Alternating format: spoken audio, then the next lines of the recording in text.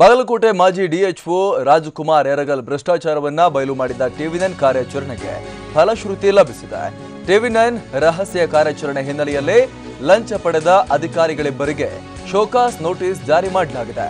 ಪ್ರಕರಣದಲ್ಲಿ ಭಾಗಿಯಾದ ಆರೋಗ್ಯ ಇಲಾಖೆಯ ಎಫ್ಡಿಸಿ ಅನಿತ್ ಕುಮಾರ್, ಆರೋಗ್ಯ ಸಹಾಯಕ ಬಸವರಾಜ್ ಹೊಸಳ್ಳಿ 2 ದಿನಗಳಲ್ಲಿ ಉತ್ತರಿಸುವಂತೆ ಬಾಗಲಕೋಟೆ ಜಿಲ್ಲಾ ಪಂಚಾಯತ್ ಸಿಇಒ ವಿಕಾಸ್ ಸುರಳ್ಕರ್ ನೋಟಿಸ್ ನೀಡಿ ಆದೇಶಿಸಿದ್ದಾರೆ. ಜೊತೆಗೆ ಹಾಲಿ ಡಿಎಚ್ಒ ಅನಂತ ದೇಸಾಯಿ ಮೂಲಕ ಪ್ರಕರಣದ ತನಿಖೆಗೆ ಆದೇಶಿಸಲಾಗಿದೆ. ತನಿಖೆ ನಂತರ ವರದಿಯನ್ನ ಜಿಲ್ಲಾ ಪಂಚಾಯತ್ನ ಸಿಇಒ ಸರ್ಕಾರಕ್ಕೆ ಸಲ್ಲಿಕೆ ಮಾಡಲಿದ್ದಾರೆ. ಜನವರಿಯಲ್ಲಿ ನಡೆದಿದ್ದ ಗುತ್ತಿಗೆ ಆಧಾರದ ನೌಕರರ ನೇಮಕಾತಿಯಲ್ಲಿ ಡಾಕ್ಟರ್ ರಾಜ್ಕುಮಾರ್ ಯರಗಲ್ ಅಭ್ಯರ್ಥಿಗಳಿಂದ ಲಂಚವನ್ನ ವಸೂಲಿ ಮಾಡ್ತಾ ಇದ್ದ. ಆಪ್ತ ಅಧಿಕಾರಿಗಳ ಮೂಲಕ ಒಬ್ಬ ಅಭ್ಯರ್ಥಿಗೆ 1 ರಿಂದ 3 ಲಕ್ಷ ರೂಪಾಯಿ ಲಂಚವನ್ನ ಪಡಿತಾ ಇದ್ದ. ಡಾಕ್ಟರ್ ರಾಜ್ಕುಮಾರ್ ಯರಗಲ್ ಬ್ರಹ್ಮಾಂಡ ಭ್ರಷ್ಟಾಚಾರದ ಬಗ್ಗೆ ಅಳಿಯ ಲಂಚಕ್ಕೆ ಗೆಳೆಯ ಶೀರ್ಷಿಕೆಯಡಿ ಟಿವಿ9 ವಿಶೇಷ ವರದಿಯನ್ನ ರಹಸ್ಯ ಕಾರ್ಯಾಚರಣೆಯ ಸ್ಟಿಂಗ್ ಆಪರೇಷನ್ ಅನ್ನ ಪ್ರಸಾರ ಮಾಡಿತ್ತು. ಡಾಕ್ಟರ್ ರಾಜ್ಕುಮಾರ್ ಯರಗಲ್, ಅನಿತ್ ಕುಮಾರ್, ಬಸವರಾಜ್ ಹೊಸಳ್ಳಿ ಹಣ ಪಡೆದ ವಿಚಾರ ಬಟ ಬಯಲಾಗಿತ್ತು. ಇದೀಗ ಈ ಪ್ರಕರಣಕ್ಕೆ ಸಂಬಂಧಪಟ್ಟಂತೆ ಟಿವಿ9 ವರದಿಗೆ ಫಲಶ್ರುತಿ ಸಿಕ್ಕಿರುವಂತದ್ದು. ಲಂಚ ಪಡೆದ ಅಧಿಕಾರಿಗಳಿಬ್ಬರಿಗೆ ಶೋಕಾಸ್ ನೋಟಿಸ್ ಅನ್ನ ಈಗ ಜಾರಿ ಮಾಡಲಾಗಿದೆ. ಪ್ರಕರಣದಲ್ಲಿ ಭಾಗಿಯಾದ ಆರೋಗ್ಯ ಇಲಾಖೆಯ ಎಫ್ಡಿಸಿ ಅನಿತ್ ಕುಮಾರ್, ಆರೋಗ್ಯ ಸಹಾಯಕ ಬಸವರಾಜ್ ಹೊಸಳ್ಳಿ 2 ದಿನಗಳಲ್ಲಿ ಉತ್ತರಿಸುವಂತೆ ಬಾಗಲಕೋಟೆ ಜಿಲ್ಲಾ ಪಂಚಾಯತ್ನ ಸಿಇಒ ವಿಕಾಸ್ ಸುರಳ್ಕರ್ ನೋಟಿಸ್ ನೀಡಿ ಆದೇಶವನ್ನ ಹೊರಡಿಸಿದ್ದಾರೆ. ಜೊತೆಗೆ ಹಾಲಿ ಡಿಎಚ್ಒ ಅನಂತ್ ದೇಸಾಯಿ ಮೂಲಕ ಪ್ರಕರಣದ ತನಿಖೆಗೆ ಆದೇಶ ನೀಡಲಾಗಿದೆ. ತನಿಖೆ ನಂತರ ವರದಿಯನ್ನ ಜಿಲ್ಲಾ ಪಂಚಾಯತ್ ಸಿಇಒ ಸರ್ಕಾರಕ್ಕೆ ಸಲ್ಲಿಕೆ ಮಾಡ್ತಾರೆ.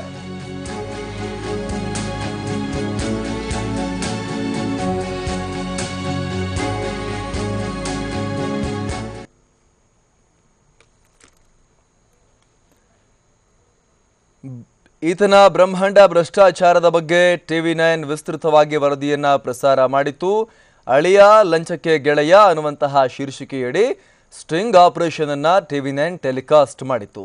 ಇದೀಗ ಈ ಡಾಕ್ಟರ್ ರಾಜ್ಕುಮಾರ್ ಯರಗಲ್ ಬ್ರಹ್ಮಾಂಡ ಭ್ರಷ್ಟಾಚಾರಕ್ಕೆ ಸಂಬಂಧಪಟ್ಟಂತೆ ಲಂಚ ಪಡೆದ 2 ಅಧಿಕಾರಿಗಳಿಗೆ ಜಿಲ್ಲಾ ಪಂಚಾಯತ್ ಸಿಇಒ ಬಸವರಾಜ್ ಸುರಳ್ಕರ್ ನೋಟಿಸ್ ಅನ್ನ ಈಗ ಜಾರಿ ಮಾಡಿದ್ದಾರೆ. ಉತ್ತರಿಸುವಂತೆ ಅವರಿಗೆ ಡೆಡ್ಲೈನ್ ಕೂಡ ನೀಡಲಾಗಿದೆ. ಹಾಗೆ ಆಂತರಿಕ ತನಿಖೆಗೂ ಕೂಡ ಆದೇಶವನ್ನ ನೀಡಲಾಗಿದೆ. ಟಿವಿ9 ವರದಿಯಿಂದ ಎಚ್ಚೆತ್ತಂತಹ ಜಿಲ್ಲಾಡಳಿತ ಈ ಕ್ರಮವನ್ನ ಈಗ ಕೈಗೊಂಡಿರುವಂತದ್ದು. ಲಂಚ ಪಡೆದ ಅಧಿಕಾರಿಗಳಿಗೆ ಶೋಕಾಸ್ ನೋಟಿಸ್ ಅನ್ನ ಜಾರಿ ಮಾಡಲಾಗಿದೆ.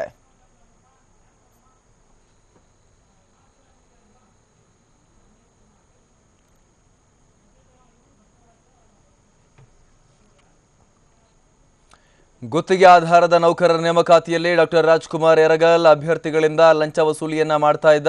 ಆಪ್ತ ಅಧಿಕಾರಿಗಳ ಮೂಲಕ ಒಬ್ಬ ಅಭ್ಯರ್ಥಿಗೆ 1 ರಿಂದ 3 ಲಕ್ಷ ರೂಪಾಯಿ ಲಂಚವನ್ನ ಪಡಿತಾ ಇದ್ದ. ಡಾಕ್ಟರ್ ರಾಜ್ಕುಮಾರ್ ಯರಗಲ್ ಬ್ರಹ್ಮಾಂಡ ಭ್ರಷ್ಟಾಚಾರದ ಬಗ್ಗೆ ಅಳಿಯ ಲಂಚಕ್ಕೆ ಗೆಳೆಯ ಶೀರ್ಷಿಕೆಯಡಿಯಲ್ಲಿ ಟಿವಿ9 ರಹಸ್ಯ ಕಾರ್ಯಾಚರಣೆಯನ್ನ ಪ್ರಸಾರ ಮಾಡಿತ್ತು. ಡಾಕ್ಟರ್ ರಾಜ್ಕುಮಾರ್ ಯರಗಲ್, ಅನಿತ್ ಕುಮಾರ್, ಬಸವರಾಜ್ ಹೊಸಳ್ಳಿ ಹಣ ಪಡೆದ ವಿಚಾರ ಬಟ ಬಯಲಾಗಿತ್ತು.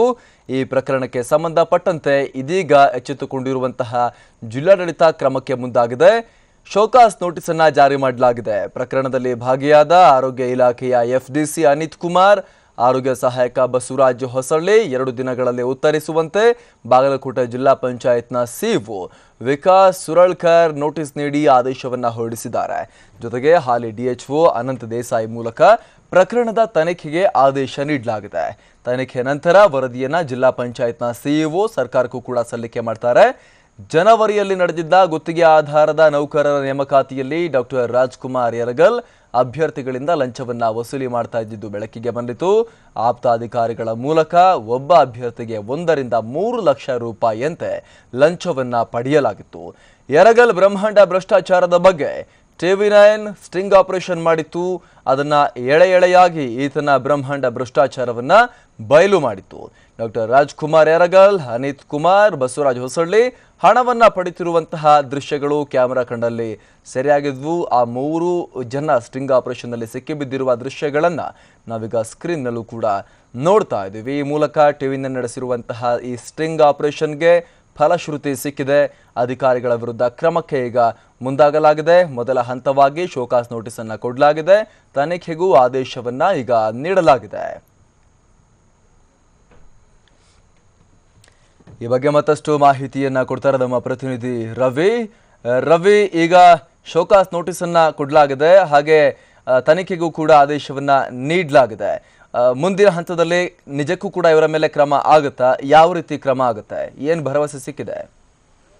ಹೌದು ಅಮರ್ ಪ್ರಸಾದ್, ಏನು ಬಾಗಲಕೋಟೆ ಆರೋಗ್ಯ ಇಲಾಖೆಯಲ್ಲಿ ಈ ಹಿಂದೆ ಏನು ಜಿಲ್ಲಾ ಆರೋಗ್ಯಾಧಿಕಾರಿಯಾಗಿ ಕೆಲಸ ಮಾಡ್ಕೊಂತ ಡಾಕ್ಟರ್ ರಾಜ್ಕುಮಾರ್ ಯರಗಲ್ ಅವರು ಏನಿದ್ದಾರೆ, ಅವರ ಒಂದು ಬ್ರಹ್ಮಾಂಡ ಭ್ರಷ್ಟಾಚಾರದ ಬಗ್ಗೆ ಈಗಾಗಲೇ ಬೆಳಗ್ಗೆಯಿಂದನೂ ಕೂಡ ಟಿವಿನಲ್ಲಿ ಒಂದು ವರದಿ ಪ್ರಸಾರವಾಗಿತ್ತು. ಅಂದ್ರೆ ಏನು ಇವರು ಕಳೆದ ಜನವರಿ ಮತ್ತು ಫೆಬ್ರವರಿನಲ್ಲಿ ಏನು ಬಾಗಲಕೋಟೆ ಜಿಲ್ಲಾದ್ಯಂತ ಸುಮಾರು 48 ಹುದ್ದೆಗಳಿಗೆ ಅರ್ಜಿಯನ್ನು ಕರೆದ್ರು. ಅಂದ್ರೆ ಒಂದು ಸ್ಟಾಫ್ ನರ್ಸ್ ಆಗಿರ್ಬೋದು, ಮತ್ತೆ ಲ್ಯಾಬ್ ಟೆಕ್ನಿಷಿಯನ್ ಆಗಿರ್ಬೋದು, ಮತ್ತು ವೈದ್ಯರಾಗಿರ್ಬೋದು, ಮತ್ತು ಕೌನ್ಸಿಲರ್ ಅಂತ ಸುಮಾರು ಎಲ್ಲ 4 ವಿಭಾಗದಲ್ಲಿ 12 ಸ್ಥಾನಗಳಿಗೆ ಈಗಾಗಲೇ ಕಾಲ್ಫರ್ಮ್ ಮಾಡಿರ್ತಾರೆ. ಈ ಸಂದರ್ಭದಲ್ಲಿ ಆದರೆ ಡಾಕ್ಟರ್ ರಾಜ್ಕುಮಾರ್ ಅವರು ತಮ್ಮ ಅಧಿಕಾರವನ್ನು ದುರುಪಯೋಗ ಮಾಡಿಕೊಂಡು ಮತ್ತೆ ಏನು ಇವರು ಹುದ್ದೆಗಾಗಿ ಏನು ಅರ್ಜಿಯನ್ನು ಸಲ್ಲಿಸಿರ್ತಾರೆ, ಅವರೆಲ್ಲ ಪ್ರತಿಯೊಬ್ಬರಿಂದ ಸುಮಾರು ಕನಿಷ್ಠ 1 ರಿಂದ 1.5 ಲಕ್ಷ ಈ ನಿಟ್ಟಿನಲ್ಲಿ ಸುಮಾರು ಜನರಿಂದ ಹಣವನ್ನ ಪಡೆದು ಈಗಾಗಲೇ ನಮ್ಮ ಟಿವಿ9 ವರದಿ ಇನ್ನು ರಹಸ್ಯ ಕಾರ್ಯಾಚರಣೆ ಮೂಲಕ ಈಗಾಗಲೇ ಬಹಿರಂಗವಾಗಿದೆ. ಇದಕ್ಕೆ ಸಂಬಂಧಪಟ್ಟಂತೆ ಏನು ಬೆಳಗ್ಗೆಯನ್ನು ಸುದ್ದಿಯನ್ನು ಗಮನಿಸಿದ ಬಾಗಲಕೋಟೆ ಜಿಲ್ಲಾ ಪಂಚಾಯತ್ ಸಿಇಒ ವಿಕಾಸ್ ಸುರಳ್ಕರ್ ಏನಿದ್ದಾರೆ, ಈಗಾಗಲೇ ಇದ್ರ ಬಗ್ಗೆ ಒಂದು ಇಬ್ಬರು ಅಧಿಕಾರಿಗಳು ಏನು ರಾಜ್ಕುಮಾರ್ ಯರಗಲ್ ಅವರ ಒಂದು ಇದರ ಮಧ್ಯಸ್ಥಿಕೆ ಮೀಡಿಯೇಟರ್ ಆಗಿ ಏನು ಹಣ ಪಡೆಯೋದು, ರಾಜ್ಕುಮಾರ್ ಅವರಿಗೆ ಏನು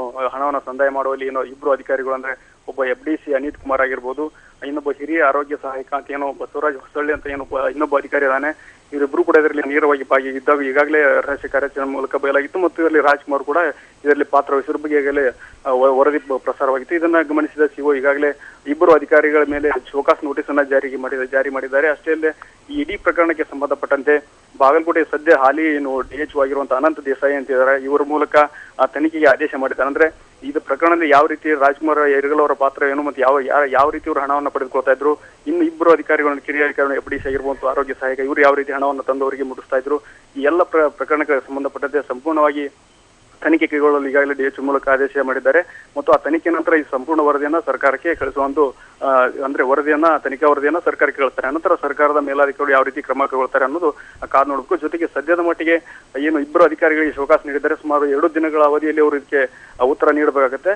ನಂತರ ಇನ್ನೂ ಹೆಚ್ಚಿನ ಈ ಹಣವನ್ನು ಈ ಹುದ್ದೆಗೋಸ್ಕರ ಏನು ಹಣವನ್ನು ಏನು ಯಾವ ಮಹಿಳೆ ಆಗಿರ್ಬೋದು, ಸ್ಟಾಫ್ ನರ್ಸ್ ಯಾರು ಈ ಹಣವನ್ನು ಕೊಟ್ಟಿದ್ದಾರೆ, ಅವರು ನೇರವಾಗಿ ಬಂದು ಸಿಇಒ ಆಗಲಿ ಮತ್ತು DHO ಆಗಲಿ ನೇರವಾಗಿ ಈ ರೀತಿ ನನ್ನಿಂದ ಹಣವನ್ನು ಪಡೆದಿದ್ದಾರೆ ಅಂತ ನೇರವಾಗಿ ದೂರನ್ನು ನೀಡಿದ್ರೆ ತಕ್ಷಣವೇ ಇಬ್ಬರು ಅಧಿಕಾರಿಗಳ ಮೇಲೆ ಕಠಿಣವಾದ ಕ್ರಮವನ್ನ ಕೈಗೊಳ್ತೀವಿ. ಅವರು ದೂರನ್ನು ನೀಡಿದ್ರೆ ತಕ್ಷಣ ಅವ್ರನ್ನ ಅಮಾನತು ಮಾಡೋಕ್ಕೂ ನಾವು ಹಿಂಜರಿದಿಲ್ಲ ಅನ್ನೋ ಮಾತನ್ನ ಈಗಾಗಲೇ ಸಿಇಒ ಅವರು ದೃಶ್ಯಗಳಲ್ಲಿ ಕ್ಲೀನ್ ಆಗಿ ರೆಕಾರ್ಡ್ ಆಗಿರೋದ್ರಿಂದ ಇನ್ಯಾವ ಪ್ರೂಫ್ ಬೇಕು ಇವರಿಗೆ ಅಂತ. ಹೌದು ಅಮರ್ ಪ್ರಸಾದ್, ಈಗಾಗಲೇ ಟಿವಿ9 ವರದಿಯಲ್ಲಿ ನಾವು ರಹಸ್ಯ ಕಾರ್ಯಾಚರಣೆ ಮೂಲಕ ಸ್ಪಷ್ಟವಾಗಿ ಈಗಾಗಲೇ ಗೊತ್ತಾಗುತ್ತೆ ರಾಜ್ಕುಮಾರ್ ಯರಗಲ್ ಇವರಲ್ಲಿ ಸ್ಪಷ್ಟವಾದ ಪ್ರಮುಖವಾದ ಪಾತ್ರವನ್ನು ವಹಿಸಿರ್ತಾರೆ. ಮತ್ತು ತಮ್ಮ ಕೆಳಗಿನ ಅಧಿಕಾರ ಅಂದ್ರೆ ತಮ್ಮ ಹಿಡಿತದಲ್ಲಿರುವಂತಹ ಕೆಲವೊಂದಿಷ್ಟು ಅಧಿಕಾರಿಗಳನ್ನ ಬಳಸಿಕೊಂಡು ಸಂಪೂರ್ಣವಾಗಿ ಹಣ ದೋಚುವಂತ ಕೆಲಸವನ್ನು ಮಾಡಿದ್ದು ಈಗಾಗಲೇ ಬಯಲಾಗಿದೆ. ಅಷ್ಟೇ ಅಲ್ಲದೆ ಸಂಪೂರ್ಣವಾಗಿ ವರದಿಯಲ್ಲಿ ಅದು ಸ್ಪಷ್ಟವಾಗಿ ಗೊತ್ತಾಗುತ್ತೆ. ಇಷ್ಟಾದ್ರೂ ಕೂಡ ಅವರು ಆ ವ್ಯಕ್ತಿ ಬಂದು ನಮಗೆ ನೇರವಾಗಿ ದೂರನ್ನ ಸಲ್ಲಿಸಬೇಕು, ಸಲ್ಲಿಸಿದ ನಂತರ ನಾವು ಅಧಿಕಾರ ಮೇಲೆ ಕಠಿಣ ಕ್ರಮ ಕೈಗೊಳ್ಳುತ್ತೆ ಅನ್ನೋದು ಹೇಳೋದು ಅಷ್ಟೊಂದು ಸಮರ್ಥವಾದ ಉತ್ತರ ಅಲ್ಲ ಅಂತಾನೆ ಹೇಳ್ಬೋದು. ಆದ್ರೂ ಕೂಡ ಸದ್ಯದ ಮಟ್ಟಿಗೆ ಶೋಕಾಸ್ ನೋಟಿಸ್ ಅನ್ನ ಜಾರಿ ಮಾಡಿದ್ದಾರೆ. ಅದಕ್ಕೆ ತಕ್ಕ ಮಟ್ಟಿಗೆ ಸಮಾಧಾನ ಅಂತ ಹೇಳಿದ್ರು ಕೂಡ ಇಷ್ಟೆಲ್ಲ ವರದಿಯಲ್ಲಿ ಸ್ಪಷ್ಟವಾಗಿ ಹಣವನ್ನ ಪಡೆದುಕೊಳ್ಳುತ್ತಿರುವುದು ಎಲ್ಲವೂ ಕೂಡ ಬಹಿರಂಗವಾದ್ರೂ ಕೂಡ ಕೇವಲ ಶೋಕಾಸ್ ನೋಟಿಸ್ ನೀಡಿ ಜಾರಿಕೊಳ್ಳುವ ಪ್ರಯತ್ನ ಅಂತಾನು ಹೇಳ್ಬೋದು. ಇವರ ಮೇಲೆ ಆದಷ್ಟು ಸ್ಥಳೀಯರು ಒತ್ತಾಯ ಮಾಡೋದು ಏನಂತಂದ್ರೆ ಇನ್ನು ಯಾಕಂದ್ರೆ ನೇರವಾಗಿ ಹಣ ಪಡೆದು ಸಿಕ್ಕಿಕೊಂಡಿದ್ದರಿಂದ ಕಠಿಣ ಕ್ರಮ ಕೈಗೊಳ್ಳಬೇಕು ಅನ್ನೋ ನಿಟ್ಟಿನಲ್ಲಿ ಈಗಾಗಲೇ ಒತ್ತಾಯ ಮಾಡ್ತಾ ಇದ್ದಾರೆ. ಧನ್ಯವಾದ ರವಿ, ಥ್ಯಾಂಕ್ ಯು.